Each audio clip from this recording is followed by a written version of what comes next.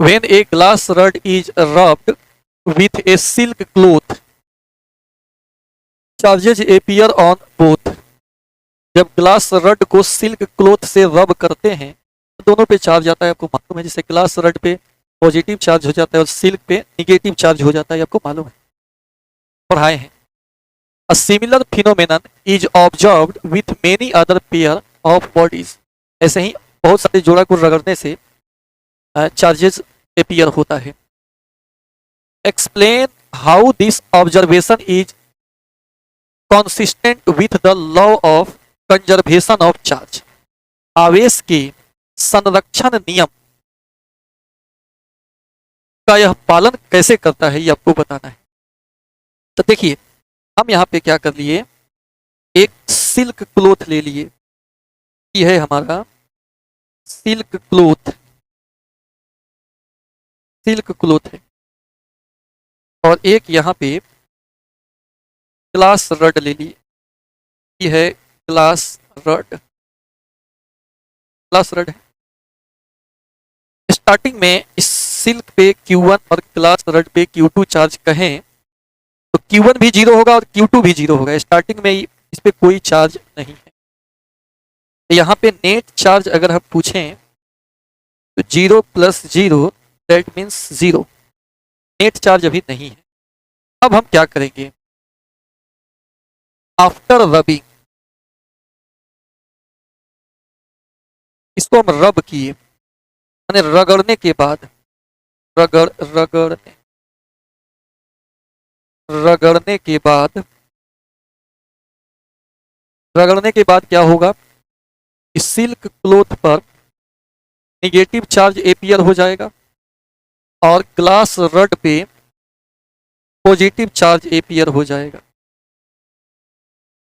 जितना इस पे निगेटिव चार्ज एपियर होगा उतना ही पॉजिटिव चार्ज एपियर होगा, क्योंकि ग्लास रड से जितने इलेक्ट्रॉन का ट्रांसफर हुआ, जब ग्लास रड को सिल्क पे रगड़ते हैं ना, तो ग्लास रड से इलेक्ट्रॉन का ट्रांसफर सिल्क पे होता है, तो जितना इलेक्ट्रॉन का ट्रांसफर हुआ उतना पॉजिटिव चार्ज और उतना ही निगेटिव चार्ज, तो इक्वल एंड अपोजिट ट्रांसफर होता है। इसके चार्ज को हम Q1 को +Q कहे तो Q2 पे चार्ज होगा -Q। यानी इस केस में भी अगर नेट चार्ज की हम बात करें -Q और +Q बराबर 0। आप देख रहे हो, अगर टोटल निकाय की बात हम करें तो स्टार्टिंग में भी कुल चार्ज 0 था और बाद में भी कुल चार्ज कितना है, 0 है। यही तो conservation of law of conservation है, law of conservation of charge यही तो है। स्टार्टिंग में भी 0 चार्ज और बाद में भी निकाय का कुल चार्ज क्या आएगा, 0 आएगा। यानी कुछ नया चार्ज यहाँ पे बना नहीं, एक दूसरे से केवल ट्रांसफर हुआ है। इस प्रकार हम कह सकते हैं आवेश न तो उत्पन्न किया जा सकता है और न ही नष्ट किया जा सकता है, केवल एक बॉडी से दूसरे बॉडी पे स्थानांतरित किया जा सकता है। क्योंकि स्टार्टिंग में भी 0 था, रब उब किए तो कुछ नया चार्ज थोड़े मिला, फिर नेट चार्ज तो 0 ही है, यानी कुछ एडिशनल हमको नहीं मिला। ये आया कि नहीं समझ में, ये आया कि नहीं समझ में, अंश करे समझ में आया, बाकी लोग को नहीं बुझा रहा है।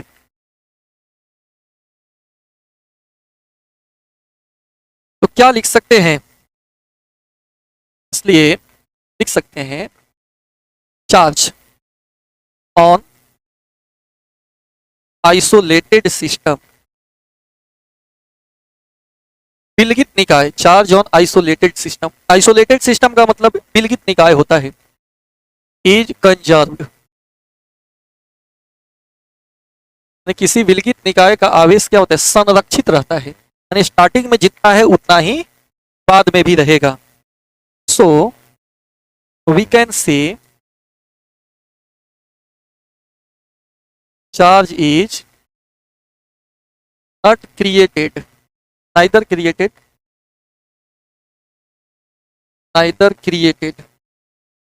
and neither created nor destroyed, but it is only transferred from one body to another body।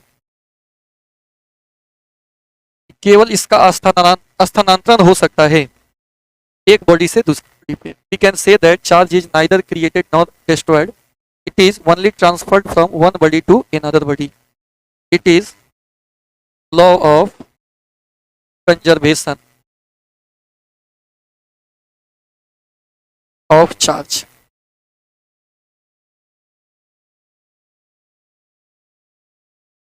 ये भी लिख दे रहे हैं, इसलिए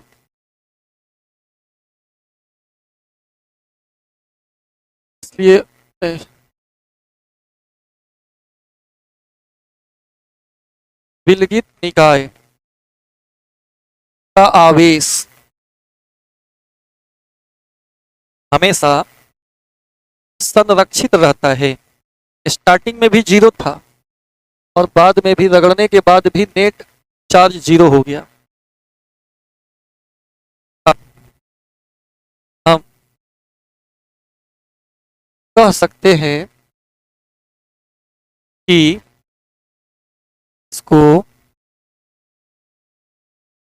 न तो उत्पन्न किया जा सकता है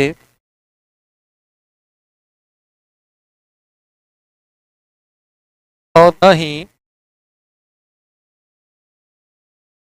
नष्ट किया जा सकता है।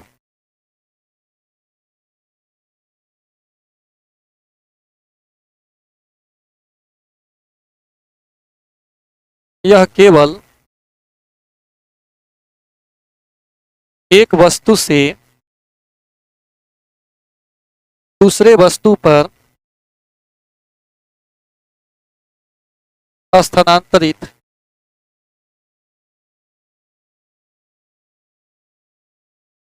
होता है। इसे आवेश का संरक्षण नियम भी कहते हैं। ये बहुत बीबीआई पूछ देता है, व्हाट इज